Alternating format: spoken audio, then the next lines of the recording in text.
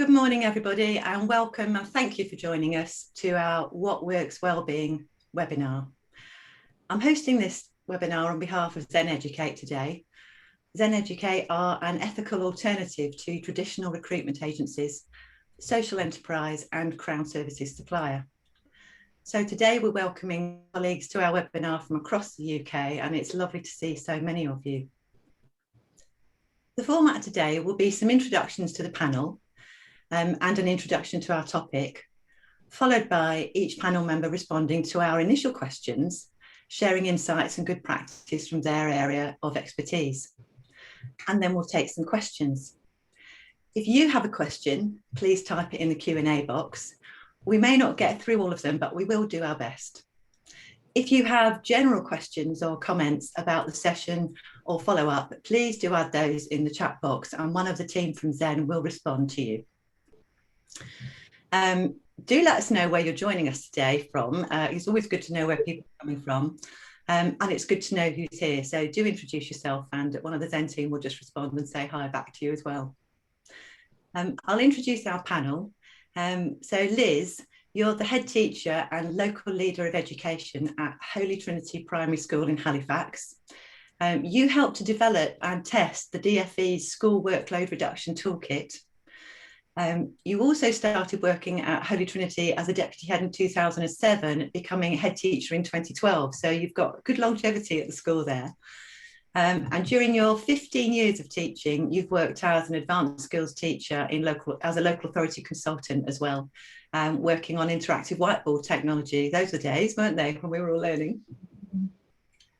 And Andy, you are the director of the Schools Advisory Service, National Director for Wellbeing, and prior to this, you were the National President of the NAHT. You've taught in and read a range of schools, culminating in 17 years as a head teacher of a primary school in Blackpool. And you've led that school to Ofsted Outstanding in March 2016. And since then, you've also opened the Blackpool Teaching School Alliance. So welcome to both of you. It's lovely to have you on the webinar with us today. Thank you so much. Thank you. Morning. Thank you. Morning, everyone. So our topic today is what works with wellbeing. And here's the challenge. This is a space where there's a raft of intentions, ideas and activities and neatly packaged initiatives. And we're keen to know what really works and adds value and what's just a waste of time and effort. So we're looking for evidence of impact. And we're going to start by just looking at some data. I realise I've not kind of introduced everybody clicking through the slides, but I'm sure colleagues will forgive me. So we've got some data to look at here and why we're talking about this. So 63% of education staff have considered leaving the sector due to workload, and 53% report personal mental health as a factor. 42% of staff stated they were unsure if they had a wellbeing policy at school. And a survey conducted by Teacher Tap in January of this year found 54% of head teachers and 28% of classroom teachers reported really high levels of workplace anxiety. So it's a serious question that we have to consider today. I'm also conscious that I had a challenge from a school business manager over the Easter holidays who said, and she was clearly quite frustrated, said, I hope you're going to be talking about the difference between what's on school websites sometimes and what actually happens in schools. And I understand that frustration. It reminded me of some work by Ed Shine, who talks about the difference between what our policies and what can actually be on our websites, the espoused values, if you like, and the actual practice. And his piece of work that actually what drives that are our underlying assumptions. And there are always going to be moments when we diverge there. The question is it all right to say, do you know what? We didn't actually lean into our values when we did that. Can we just recheck that actually our practice is in line? Now, if it's okay to say that, that's quite different to if it's a question you are absolutely not allowed to ask. So I'm hoping that's something that we'll unpack a bit more as we go through. So Liz, I'm going to start by asking you a couple of questions. And I know, because I've known you for a while now, I know you're absolutely passionate about this. So I'm interested to know, and for us to be able to share with participants today, what drives your commitment to workload reduction? Thank you, Helen. I don't know if it's too personal of me to share with you that I was one of those teachers that used to work through the night, that used to get up, or not even get up, shower at 5 a.m. and go into school that morning having not slept the night before. Such was the workload that I had. Now, I think over the years that we've become maybe our own worst enemy in our profession, where there's that kind of almost boastfulness. I've done 3 hours marking tonight, posted on Facebook, and somebody else says, well, I've done 4 hours marking tonight, posted on Facebook. And it's almost a badge of honour. But then actually, when I started working with the DfE on the workload reduction toolkit, so many of the workload surveys were showing that this was catastrophic for our profession. We couldn't maintain these levels of such high pressured workload if we were to retain the best professionals. As a head teacher, I've had a number of staff that are off with work-related stress. I'm not proud of it. But obviously, when you've got a situation within your own school and talking about your ethos and culture and values, that didn't sit comfortably with me. So it was really important to drive forward to try and ensure that the workload of all my staff in school was such that it didn't cause additional anxiety or wellbeing issues for them.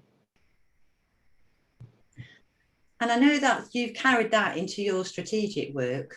So when you think about your school staff now, what is it that continues to drive that for them? Because I know that is something that you're very practiced at. Yeah, I firmly believe the mantra, do less, better. I think we've got into a habit of doing things because we've always done them or because somebody expects them from us. And for me, it's very important to look at everything strategically that we do in school, starting with a behaviour policy, maybe, looking at some of those questions of the why we're doing things. I've done work in schools where, head teachers have said, oh, I don't know why we do that. We've always done it. And if nothing else, the starting point to reduce workload and then the impact on wellbeing is to begin thinking about reviewing strategically what we do and why we do it. Really, because what we actually all want to do is improve outcomes for children. And there's a cracking graph in the workload toolkit. It's my favourite sheet that basically is an impact graph that says how long does something take and what's the impact on outcomes for children. And if it takes too long and it doesn't have the impact on outcomes, don't do it. And that's a really good place to start. Okay, so does it add value? Mm-hmm. Does it add value? Right, that's great. Thank you. So can you give us some examples of what action schools can take to help teachers manage their workload effectively? Yeah, and I think it's quite an individual thing. And I think when it comes to workload and wellbeing, there are some things strategically that we can do as leaders on whole school policy and practice, but then it is looking at specific individual teachers. You've heard me share before that I had no idea that getting changed for PE after PE at lunchtime for the adults was a big thing. And so I said, why are we doing that? There's absolutely no reason that we do that. Just come in your PE kit as an adult when you're teaching PE that day.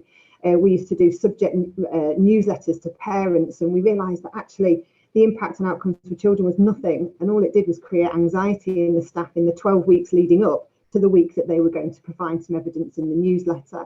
More recently, an individual teacher was talking about actually a slight silver lining from COVID is that having done so many direct instruction videos, that she was now able to use those within current lessons as her differentiation. So looking individually and working with staff at the things they can do that will enable them to reduce their workload. Because of course, for some people, for everybody, it's very subjective is workload, isn't it? What somebody thinks is acceptable workload isn't to somebody else. So it is very much about having that strategic overview of doing less better, improving outcomes for children, but equally then looking at individuals to work together to see how they're working effectively and the impact on their workload. And how do you, at your school, Liz, how do you keep this live? Because I know you've implemented policies and you have practice that's there, but how do staff on a regular basis kind of feedback or raise something which isn't working for them? Yeah, it's high on our agenda all the time. It underpins everything we do, workload and wellbeing. And I think any senior leader that follows the EEF implementation guidance will know that very early on in the guidance there, it talks about a culture within school. We have a very reflective culture. It's on performance management. There's a section in every single member of staff's performance management on workload, and we discuss them individually. And you know, completely honestly, before Christmas, I asked all the staff, and we were looking, you know, pretty much 100% of staff were happy with their workload. Not so in March. You know, in our own school, we looked back, and then therefore we've had to reignite, go back over again for individuals about what actually the situation is at the moment. Is there anything else that we can drop off, if you like? Certainly, I've realised that the many policies I have in school, there are some of them that I've managed without for over a year, and there'll be some which I continue to manage without, because, you know, why have we got a policy on that? Well, we've always had one. Do we need it? Let's go back, look at what we actually need, and focus that fundamentally on looking at doing less better, improving outcomes for children, and the byproduct will be actually reduction in workload. Right. So it sounds like it's very much part of a regular review process in staff meetings and in staff performance management, and it's something that people talk about. People can talk about this. Yeah, definitely, all the time. But it's not used as an excuse, you know, and I'm very conscious about that. This is real life.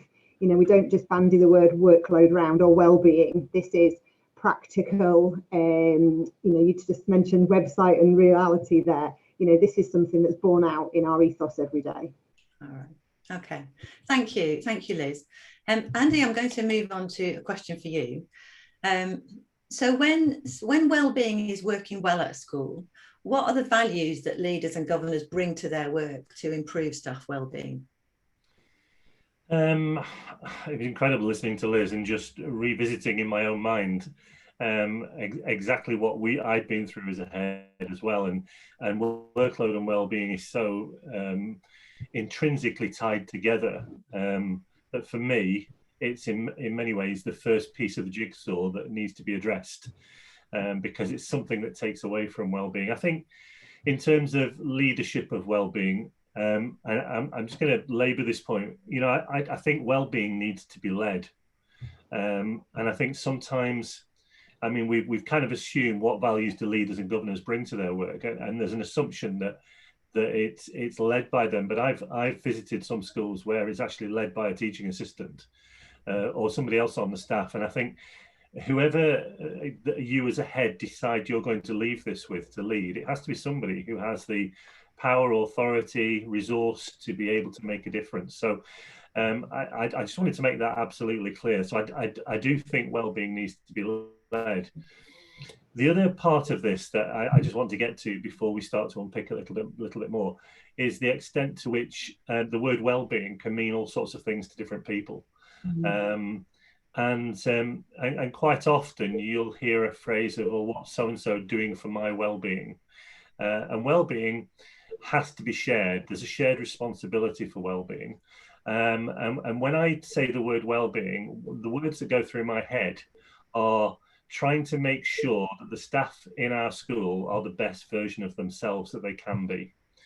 And you know, when Liz was talking about workload, she was talking about freeing them up to be the best version of themselves that they possibly can be. So let's be clear what we mean by well-being. I think governors and school leaders need to be really clear that there isn't a one-size-fits-all model here. It has to be contextually appropriate for your school and the staff that you've got in your school. So it does have to be personal. It does have to be individual, because you need to know your staff and what the things are that your staff really worry about in terms of their well-being. And as Liz was saying, you know, workload affects people differently, well-being affects people differently, and life affects people differently. And one of the things that I was acutely aware of as a school leader is that it's not just about building a well-being offer in school, but it's also about supporting your staff with things that happen outside of school, because some of the things that happen outside of school in life affect the ability of the staff to be the best version of themselves they can be in school. So you know, one of the things I think if I had my time again that I'd be looking to do would be to do what Liz has done in terms of appraisal, have that conversation about workload, but then have a really proactive conversation about, so what is it for you as an individual that I can do to support your well-being? What services can we build for you that will help you and maybe help other members of staff as well? You know, one of the things I think is often overlooked, and certainly something I really struggled with in my first couple of years of teaching, was financial well-being. You know, and if you're coming to school worried about making ends meet, you're not going to be the best version of yourself that you can be. So it's really important that we look at the whole range of well-being services and well-being support that help our staff to be the best that they can be. I think one of the starting points for school leaders and governors is to make sure that it's really carefully audited. So have those individual meetings, but also have a conversation with all your staff. I think sometimes it can, I come across schools occasionally that have bought wellbeing support for teachers, but nobody else in school. And the message that sends to everybody else in school is not a message that I really think was intentionally being sent. So it's really important that we think about wellbeing for everybody, because everybody that works in our school has their own personal experiences of well-being and life and the stresses and traumas of life. So it's really important that we embrace everybody in this conversation. So talking to the staff, making sure also that the staff that you work with are very clear that it's not the head or the chair or governor's responsibility to look after their well-being entirely. It's a shared responsibility. And there are things that you can do as an individual to help to change that and to take control of your own well-being. So we're not creating something here that is a top-down, somebody's totally reliant on one member of staff for their well-being. It's got to be a shared responsibility. And I think you know, in terms of a course of action, I would encourage schools to look at the things that actively sap well-being, and I think workload is one of those things. And if you are not addressing workload and you're trying to build all sorts of supportive services in, the workload agenda then undermines all the things that you're trying to do positively. So I've put a traffic light system together, which basically says there are some things that you really must do. And we've got a slide for it here. So, you know, address those negative in-house organizational factors which affect well-being. And things like workload, data drops, report writing, and other in-year pinch points are things that school leaders and governors have in their gift to be able to change. And one of those things was, I felt as a teacher that that week in May, where we're coming up to that holiday, that week in May that we get for half term, quite often the reports were due in at the end of that week.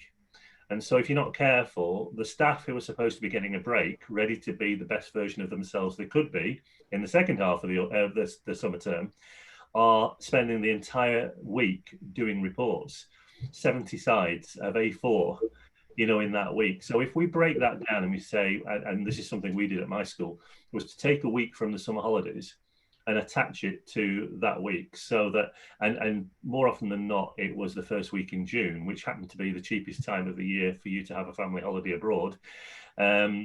Then what we're saying to the staff is, look, we're going to give you, we accept the fact that you are going to be writing some reports, but we want to give you time to have a rest before you come in and you take the rest of the summer term. So, you know, there are things I think that as school leaders, by acting creatively with governors, that we can actually support. And then from a firm foundation of having addressed some of those things that sap wellbeing, we can then look at the sort of things like buying in services, and perhaps changing the ethos of the school long term. And I might come on to that a little bit later. Okay, thank you. Thanks, Andy. And I think the traffic light idea is really, really helpful, actually. And particularly that focus on actually what are the things we currently do that are having a negative impact. It's a great place to start, isn't it? Okay. I want to just have a follow-up question for both of you before we move on to some of the questions that have come in. Because what about communication of wellbeing plans? Because it is something which can spark a kind of friction of cynicism, isn't it? As people think, you know, here we go again.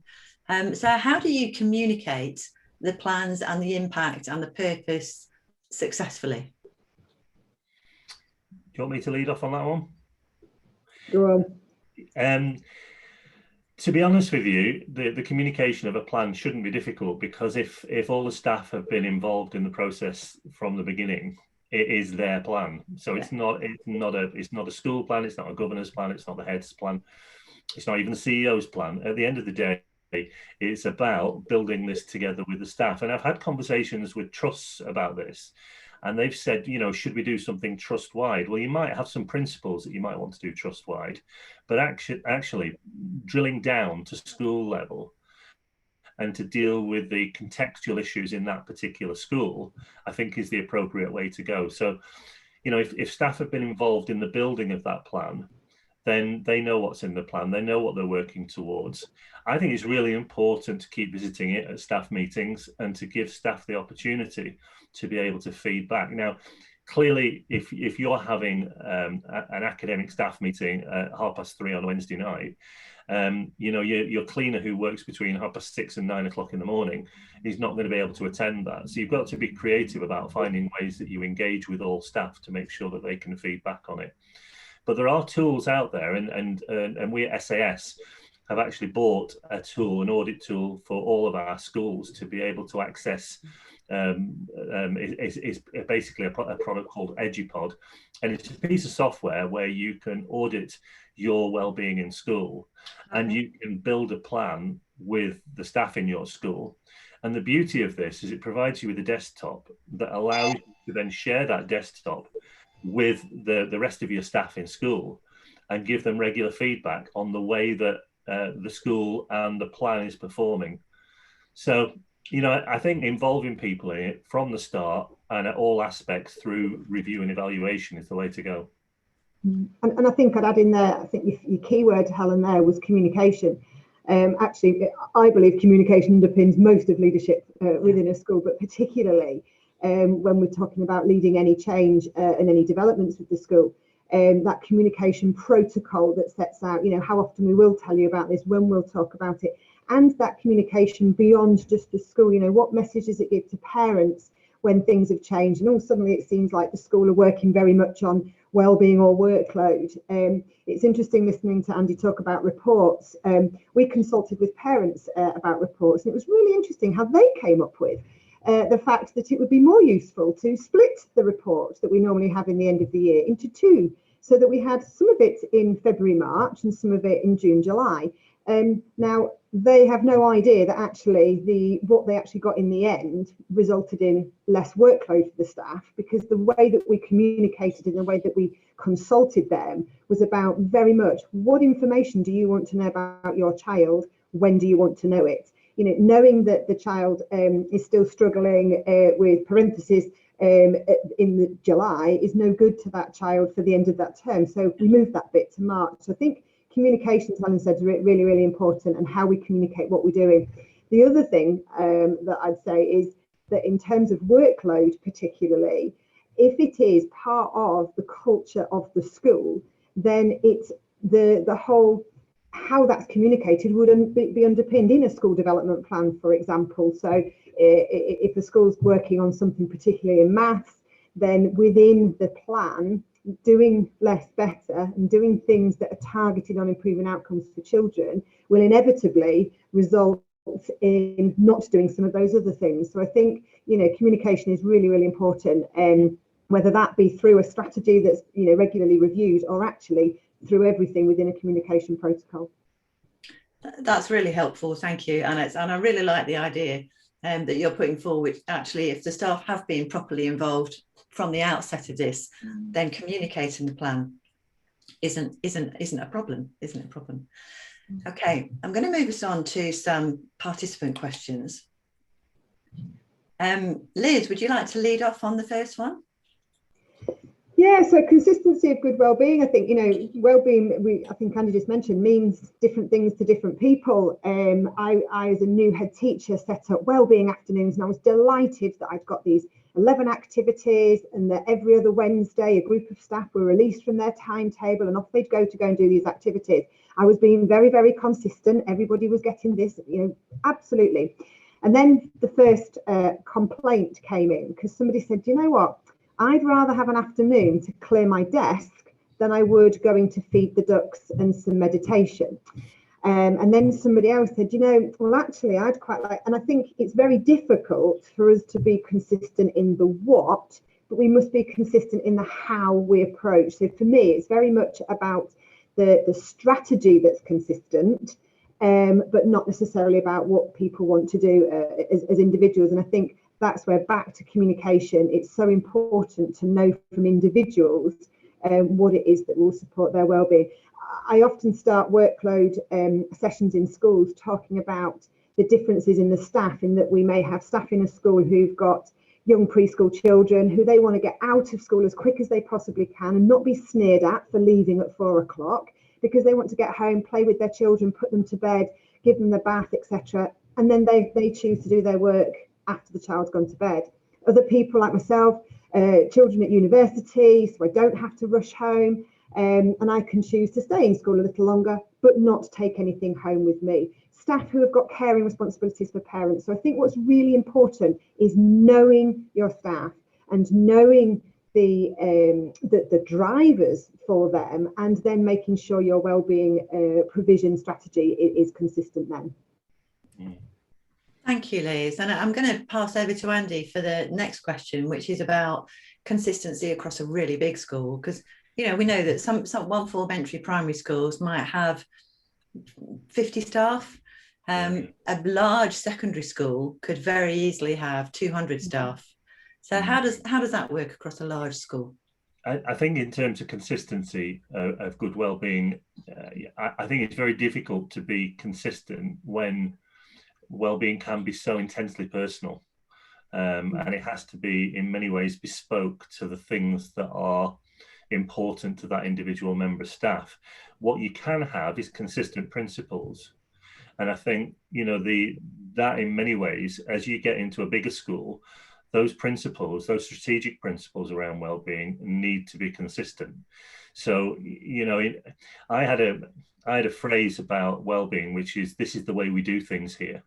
And I think that the way we do things here is what big schools, and potentially, you know, even getting into multi-academy trust territory, you know, it's that ethos and that culture that's set by the leadership and the trust board and the governors around the things that are really important to that school and those values that they live out. Within all of that, I think in a big school, you can have teams of middle leaders who could actually lead some of this and have regular touch points. What I would warn against is one person in a big school having leadership of well-being that they're very difficult to get to, because ultimately whoever's leading on well-being needs to be accessible to the staff in school. And if you're in a one form entry primary school or a tiny school up in Cumbria, it might be the head can do that and contact the other 3 or 4 staff and have daily conversations with them about this. But I think that you get into big schools and big secondary schools, you know, I think you need to delegate some of that leadership of well-being to different senior staff around the school, making sure that everybody has a touch point and they can come and have that conversation. The other thing that we started to develop as well was that our school business manager quite often was the person in a 2 form entry primary school, was the person that people came to talk to about well-being. And I'm not sure whether it's me that they didn't want to talk to, or the fact that predominantly the staff in a primary school, certainly in my primary school, were female, and wanted to have a conversation with another woman about their well-being. And I think it's being mindful to make sure that you're aware of all the blockers to these conversations that potentially could be in place, and look past those and try and create solutions to them. Helen, if I could just come in there, I think what's also really important at this point is to consider head teacher wellbeing.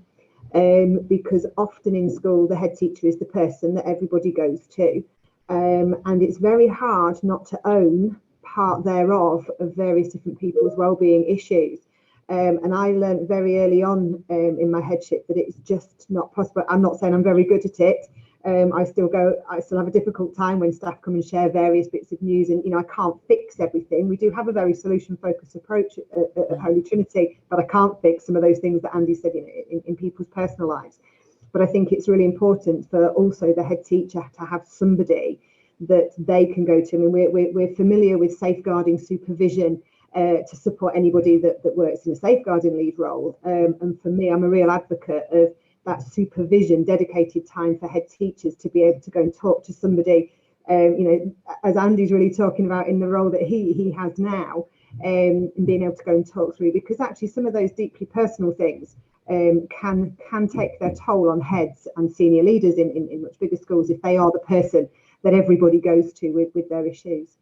Yeah, and can I just jump in there and do a little advert for a piece of work I've done with the NGA, because the NGA and I put together, it's a piece of work, it's almost like a little toolkit that's on the NGA website, which is it's not a tick list, and I wouldn't want any chair of governors to work through it in terms of a tick list, but it's a series of conversation starters for the chair of governors to have with the head or the CEO about their own well-being. And it's an opportunity for you to have a conversation as a senior leader, as a head teacher or a CEO with your chair of governors, whoever has responsibility for well-being on the governing body. So, please do look that up. We may have a link to it somewhere in the presentation, but I'm more than happy for people to have my email address, and I'll send you the link. Thank you, Andy. Thank you, Andy. Liz, I just want to go back to your point about external supervision, because I think it's a really important one, particularly when head teachers are dealing with very challenging safeguarding issues. From your perspective and the perspective of your colleagues who you might have discussed this with, where is a good place to go to for that kind of supervision, and how do you fund it? There's a very good point. I think it's about prioritising, isn't it? When it comes to funding, would it be more important for the head teacher to remain in school every day because they haven't been affected by some of these things themselves and are off sick, which would be a very costly, or would a supervision session with somebody once a half term be something that actually enables them to offload, if you like?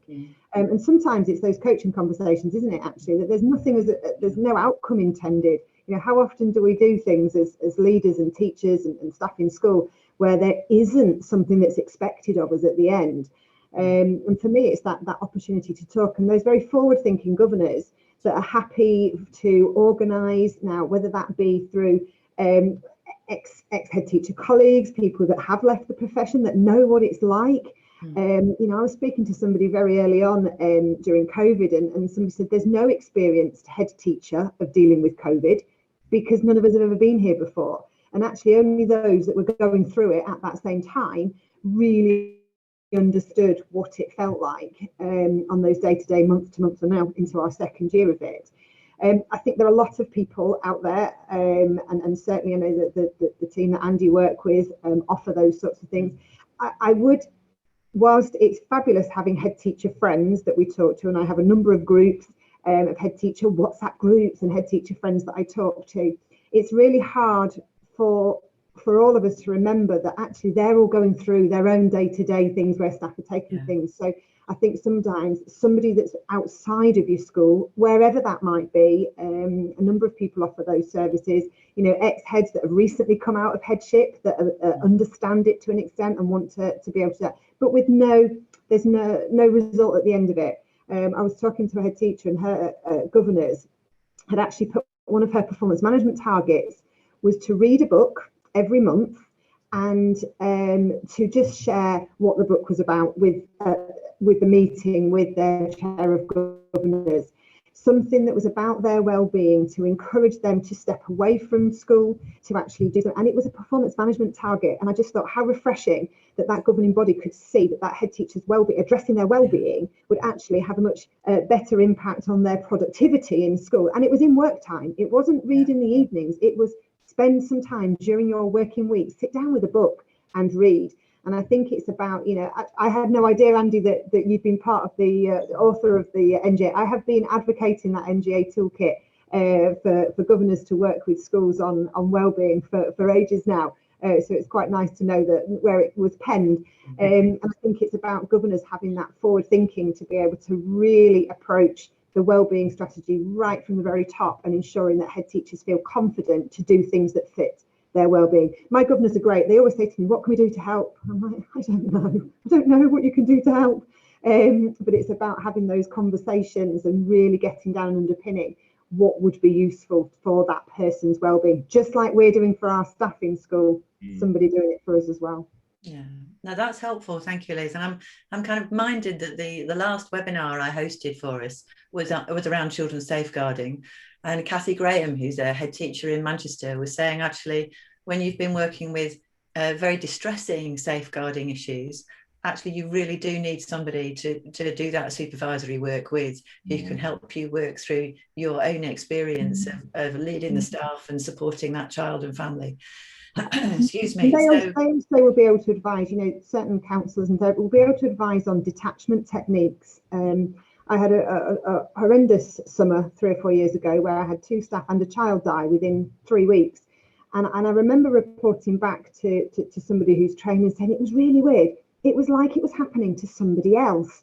And they talked through with me that detachment technique, that just for that moment in crisis, I had to detach Liz the person from Liz the head teacher, just for a short while, just to enable me to fight that crisis.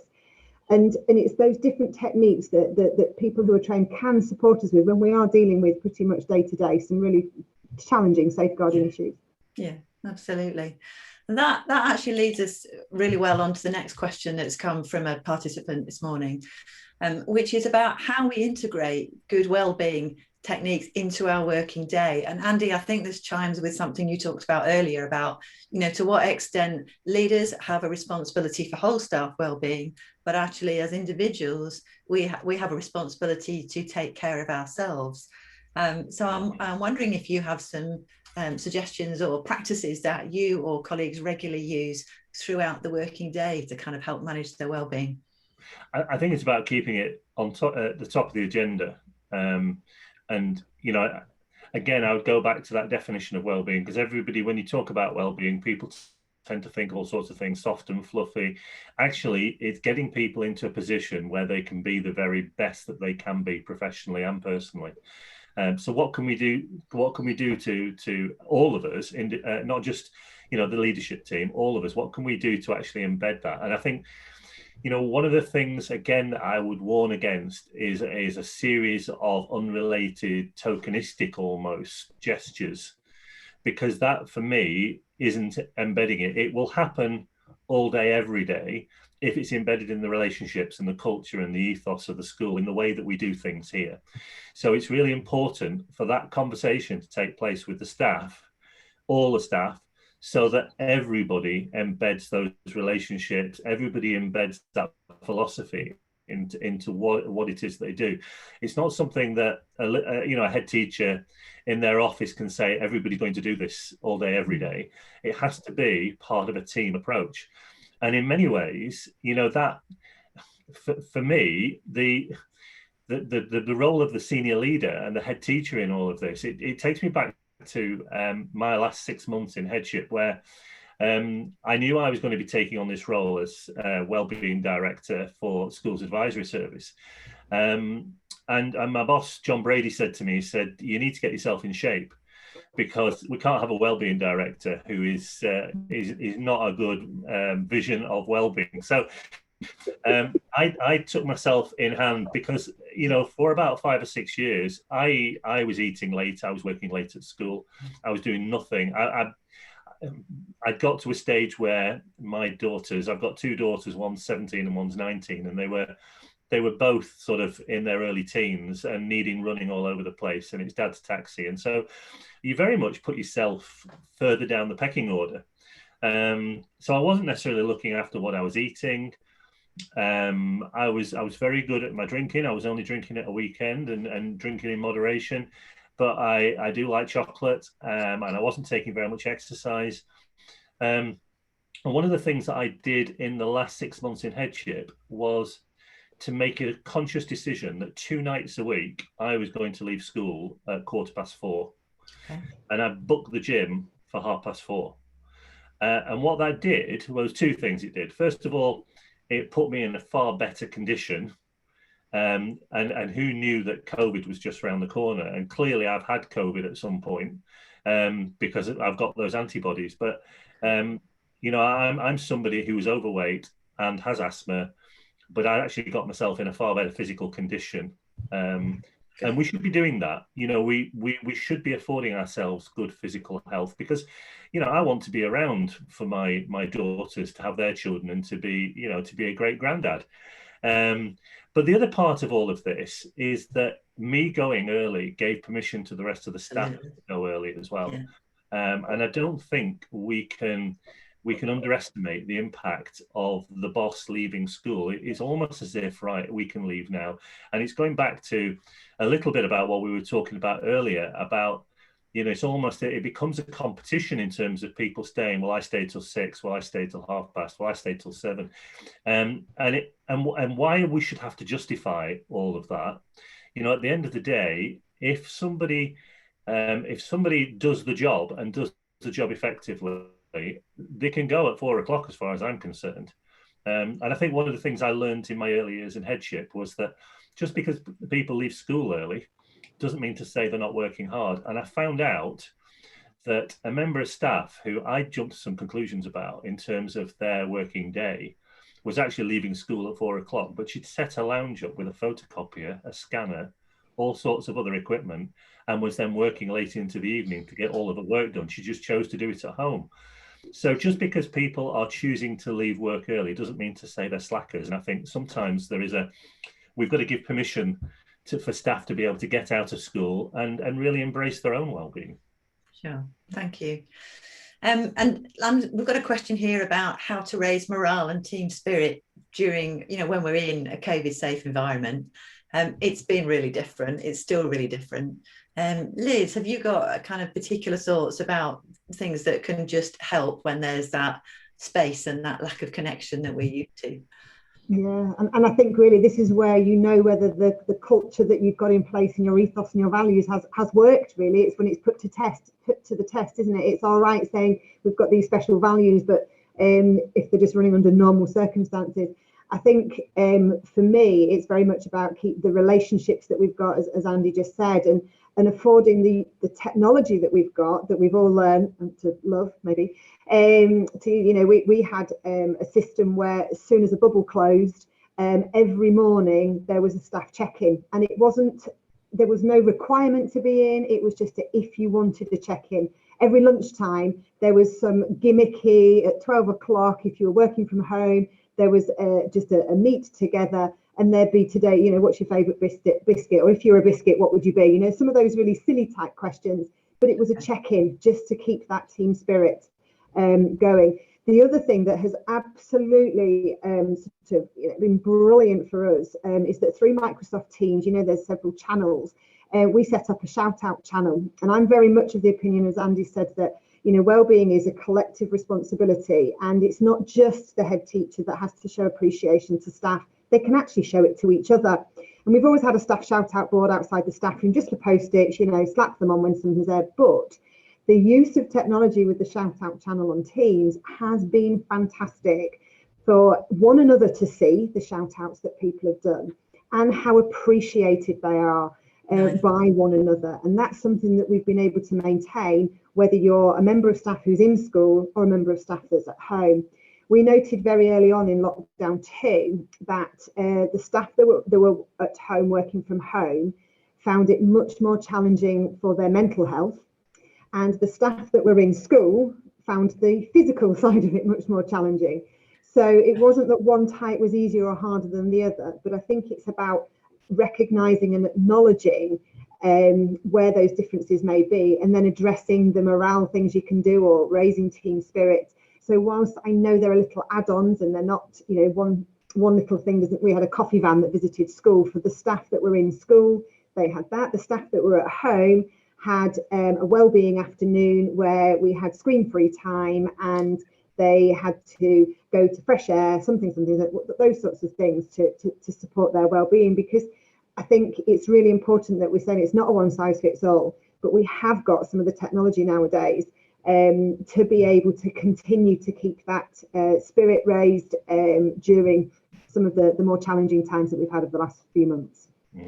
That's great. Thanks, Liz. I like the kind of humour and the lightness with some of the things that you've talked about there, because actually keeping a good sense of humour has been really important through all this, hasn't it? Okay. The last question is a tough one, particularly during COVID, because I know schools have been working on track and trace, and safeguarding is sometimes something that has to come up through school holidays. So Andy, I'm going to give you this one. How do we ensure that holidays are sacrosanct, and actually when do we have to pull out? I'm going to add on that question. I became very clearly of the view in my last few years of headship that so much of this is again personal, and we tried all sorts of models. So we said, I'm sorry, but we're locking school up over half term. You can't get into school. And I had a number of emails from staff who were extremely stressed about not being able to get into school.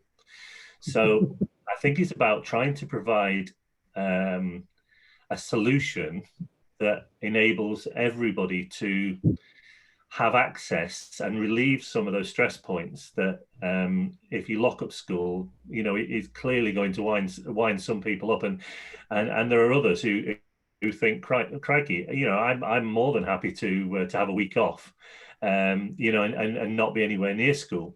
So it is deeply personal, but we resolved to open school up during the holidays, and my school business manager, as was, she worked year round, so she was in school, and the cleaning staff were in school as well. So what it resulted in is some people not going in at all and deciding they wanted to work at home.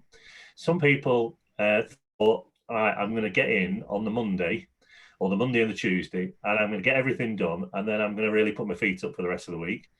And then there are others who just thought, I need a break, I'm going to have a few days off, and then I'll go in at the end of the week. So I think it's about, whether we like it or not, there is preparation to do for the upcoming term. Yeah. And I think it's really important that people are given the opportunity and treated as adults to be able to make those decisions that are right for themselves.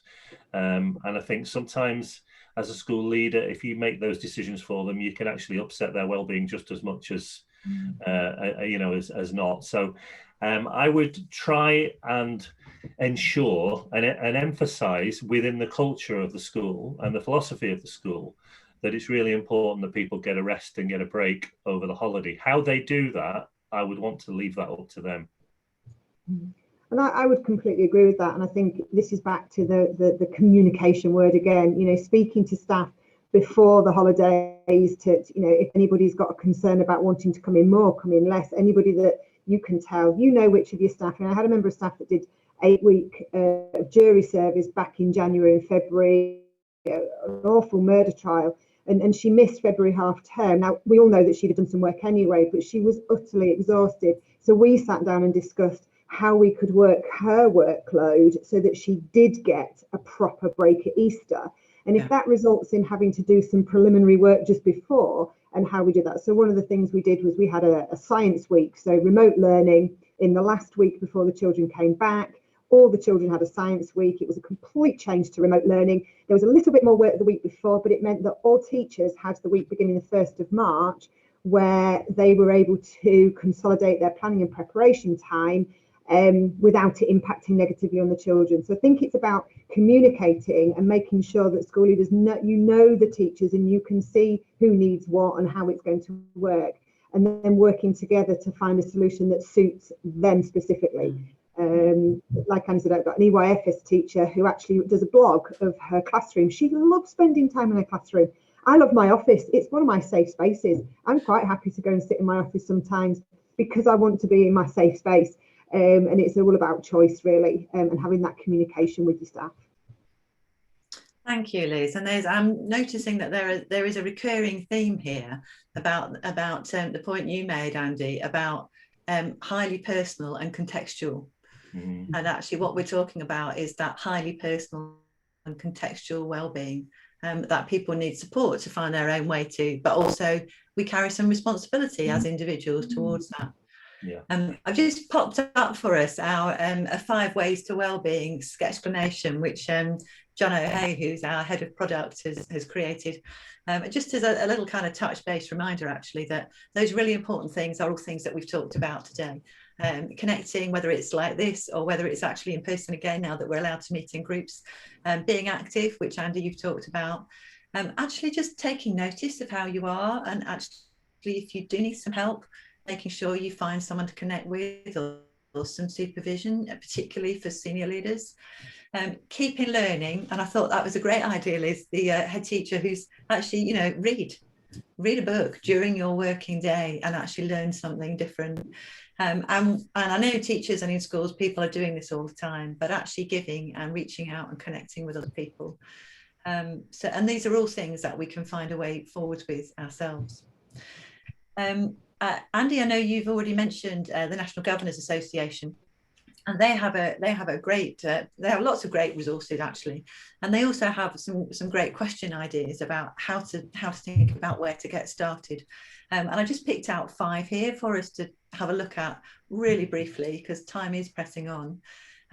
So starting with, you know, actually, what's it like now? How might we know? And I know you've talked about an audit tool that you've got, which is really helpful for people to start with. How do we help staff to look after their own well-being? And Liz, you started off with this really. What are we doing that's adding value and actually making things better? And importantly, what are we doing that's just a waste of time or making things worse? I think what's really interesting about all 3 of those, is that actually as leaders and governors, we will always be asked about what are we doing about staff wellbeing and what are we doing about staff workload. I believe it's 13 times in the Ofsted handbook is about addressing staff workload. And it's really important to start off with that baseline, you know, to ask the staff to have that information. The DFE workload toolkit, there's a survey in there that's already, it's prepared. And one of the questions is, do you have an acceptable work-life balance? Cracking question. Yeah. Define a work-life balance. And then looking at how much time we spend on things. Do we spend too much, too little? And having that as a baseline to then, when you're putting any wellbeing strategy in place and looking at workload, you'll then be able to see the impact. Which I know as leaders we always have to show that we're measuring as well. Yeah. I picked out a couple more questions there, and Andy, again, you've already talked about this, the extent to which we model positive working practices ourselves as leaders, and the importance of actually, by modeling it, you give permission to other people to take that ownership for themselves. Yeah, I think I was just trying to conceptualize a model here that might be quite useful, but I think sometimes in education we're so busy that we kind of tick a box and then we move on to the next thing. And well-being can't be a tick a box thing. The way I would see it, I'm a very keen gardener and I love being out and growing things, and I would liken well-being to you know, a plant, and you plant the seed of well-being with your staff and you grow that seed with your staff, you nurture it, and you go back to it on a daily basis to make sure it has everything it needs to grow. And you know, I think to think that somehow, well, we've given staff free tea and coffee, therefore we've done well-being, which is often used as one of those examples of almost a sticking plaster approach to well-being. We need to grow something that we're really proud of in terms of a well-being culture in our schools, and all of us need to nurture it. So that if you can get in your head a conceptual model of a plant in the middle of a school that everybody comes to look after, essentially that's what well-being is, and it's about us growing that and everybody contributing to the growing of that well-being culture. Absolutely, thank you. I'm going to mention, just before we close, a couple of podcasts. One with one of our partners, Cornerstones, have a podcast on how to break the sleep stress cycle with Maria Brosnan. And that's an episode where they talk to a respected head teacher and sleep expert about kind of very practical, soothing and manageable techniques. And she explains how you can, the science behind sleep really, and tips to start you benefiting from that. We've also got a podcast which we recorded a few weeks ago with Nancy Hay, who's the exec director of the Centre for What Works Wellbeing. And that's really interesting, very practical and very much based on the data and what we know and what the research tells us. So 2 podcasts there, which we'd bring to our participants' attention, and we will share in the blog that follows this. So we've had some really interesting and insightful ideas being shared today, with some great questions. And importantly, it's great to see the education community sharing collective learning in a generous way. And in particular, I'd like to thank Liz and Andy for the very personal way you've shared today, actually. So I'd like to thank our panel members for their time, because I know you've put in time preparing for today as well. And I know that you've put in lots of time because of the work you do in really thinking this through. So thank you both so much for how honestly and candidly you've shared with us today. We'll be following up this webinar with a blog in which we will always add the links that we've talked about today, and particularly the NGA and SAS and the toolkit, Liz. We'll make sure we include all of those things. And we'll be adding a guest blog from Andy to our website as well, which we're looking forward to. And we'll also link the useful work by What Works Wellbeing with their staff survey, snapshot survey that you can participate in. I'd like to thank the team at Zen, who are always behind the scenes, making sure these webinars work really well and go smoothly. Ross in particular, who is always really good at making sure that we cover the questions and bringing to our attention anything that we might have missed. We'd love to hear your feedback from this event, and we're also always really keen to hear what else you'd like to hear a webinar on. So you can contact us if you'd like to at support@zeneducate.com. And you can also follow us on socials, and we'll post the recording on socials, and we'll make sure that everybody who's here today gets a chance to have the materials that we've referred to. Liz and Andy, is there anything else that you'd like to say just in the last few minutes to finish off this morning? From my point of view, please do share my contact details. There are a heck of a lot of things that we can give in terms of audit tools to schools that have policies with SAS, and we can do that for free. So we can save you a heck of a lot of money. So the wellbeing that you buy for your school will be proactive in terms of supporting your staff directly. If you're not and you're interested in finding out more, then please do join us. We're about supporting wellbeing proactively. The absence insurance policy is just a way that we protect your budget. So we're all about wellbeing. Do contact us and have this conversation. Let's keep the conversation going. Absolutely. Yeah. And I'd echo that in terms of contact details. I believe certainly on Twitter, Zen are excellent at tagging us in. So my Twitter details are on there, but very happy if anybody wants to contact for any future discussions. Okay, thank you both so much, Andy and Liz, for your time and, as I say, your honesty and for sharing so candidly this morning. And thank you to all our participants who have joined us and been here today. And we hope you have a really good rest of the day. Thank you all so much. Goodbye. Bye-bye.